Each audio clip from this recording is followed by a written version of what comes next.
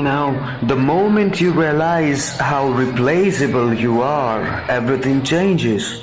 Do you know you can be easily replaced and it'd be like you were never even there?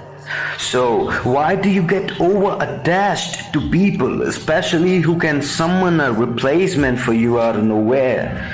You know you're better than this, right? You gotta know your self-worth. You gotta re-evaluate yourself and put your own priorities high up there. So high that if someone were to even touch your time, they'd have to make tremendous efforts to reach out to your priorities first.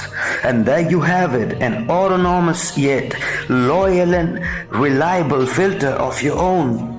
Congratulations, boy, like no more fake people for you to eat your soul out, so you can invest all your emotions, efforts, time, assets, and capital in your own self-improvement. See how good that is? It's easy and it's doable.